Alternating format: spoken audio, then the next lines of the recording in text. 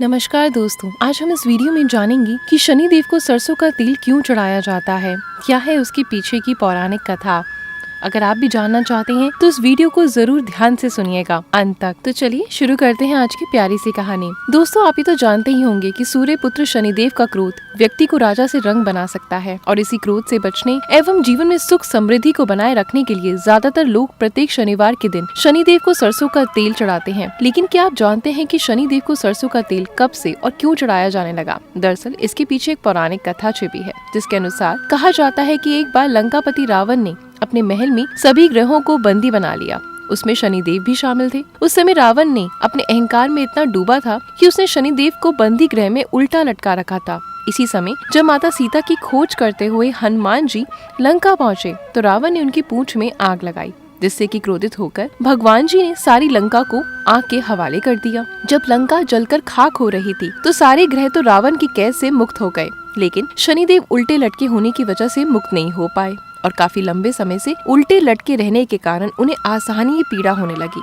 उनका शरीर दर्द से तड़प रहा था। शनिदेव की ऐसी दयनीय हालत देखकर हनुमान जी को उन पर दया आ गई और तभी उन्होंने शनिदेव के पूरे शरीर पर सरसों के तेल की मालिश की, जिससे शनिदेव को दर्द में राहत मिली। इसी क्षण हनुमान जी पर अत्यधिक प्रसन्न होकर शनिदेव ने कहा, जो भी भक्त शनिदेव की पूजा करते समय उन्हें सरसों का तेल चढ़ाएगा, उसके जीवन की सारी समस्याएं दूर हो जाएंगी। दोस्तों, मान्यताओं के अनुसार तभी से शनिदेव को सरसों का तेल चढ़ाने की शुरुआत मानी गई। इसके अलावा सनातन धर्म में दूसरी पौराणिक कथा भी है, जिसमें बताया गया है कि शनिदेव को तेल क्यों और कब से चढ़ाया जाने लगा। एक बार शाम के समय हनुमान जी राम सेतु के समीप बैठकर अपने प्रभु श्री राम के ध्यान में लीन थे।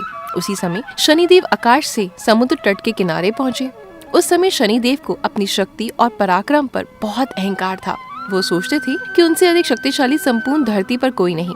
फिर शनिदेव की नजर जैसे ही राम भक्त हनुमान जी पर पड़ी तो वो उनके समीप पहुँचे और कठोर आवाज में बोले, हे बंदर, क्या तुम जानते हो मैं कौन हूँ? मैं महाशक्तिशाली सूर्य पुत्र शनि हूँ। ऐसी कड़वी बोली सुनकर राम भक्त अपने नेत्र खोलते हुए बड़ी ही नम्रता से बोले, महाराज आप कौन हैं और यहाँ किस उद्देश्य से आए हैं? वो फिर से क्रोध से बोले, मैं परम तेजस्वी सूर्य का पराक्रमी पुत्र शनि हूँ। संपूर्ण ब्रह्मांड मेरा नाम सुनकर कांपने लगता है। सावधान, मैं तुम्हारी राशि पर आ रहा हूँ। उस पर हनुमान जी ने बहुत ही सहनशीलता से कहा, हे महाराज, मैं काफी थका हुआ हूँ और अपने प्रभु के ध्यान में मग्न हूँ, कृपया करके इसमें बाधा ना डालें। फिर अहंकार में शनिदेव ने कहा, मैं कहीं जाकर लौटता नहीं हूँ, जहाँ जाता हूँ वहाँ अपना प्रभाव दिखाकर ही वापस आता हूँ। यहाँ हनुमान जी के बार बार आग्रह करने पर शनिदेव ने उनकी ना सुनी और अहंकार में बोले, जो भी इस पृथ्वी पर रहता है उस पर मेरी 7.5 की दशा अवश्य प्रभावित होती है और अब ये आप पर भी प्रभावित होने वाली है। अब मैं आपके शरीर पर आ रहा हूँ, इसे कोई टाल नहीं सकता।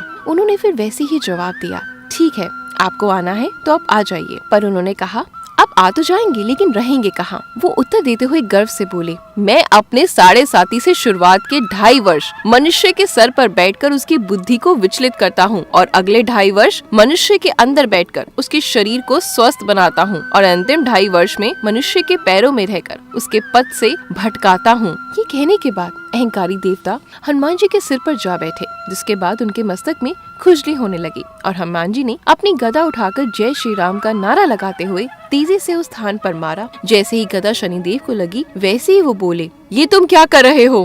हनुमान जी बड़ी चतुराई से बोले, मेरे मस्तक में खुजली हो रही है, मैं अपनी खुजली इसी तरीके से मिटाता हूँ। और इतना कहते हुए वो फिर से एक गदा अपने सिर पर मारी, जिसके बाद इसी तरह वो अपने पेट से पैरों में भी आ गए।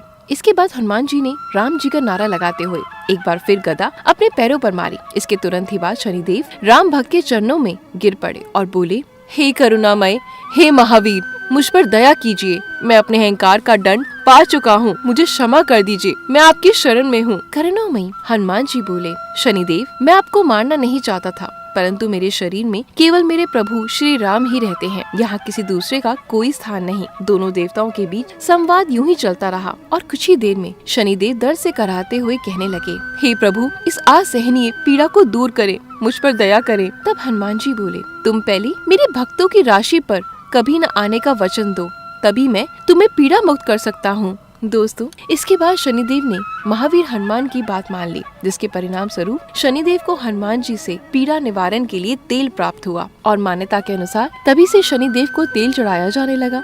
साथ ही ये माना जाने लगा कि जो लोग हनुमान जी की उपासना करते हैं उन्हें शनिदेव कभी परेशान नहीं करते। तो दोस्तों, अगर आपके मन में भी इससे जुड़ा कोई प्रश्न है तो कमेंट बॉक्स में जरूर बताएं। और अगर आपको मेरा ये वीडियो अच्छा लगा तो ऐसे ही वीडियो को लाइक और शेयर करना ना भूलें। मिलते हैं कल कुछ नई कथाओं के साथ। धन्यवाद।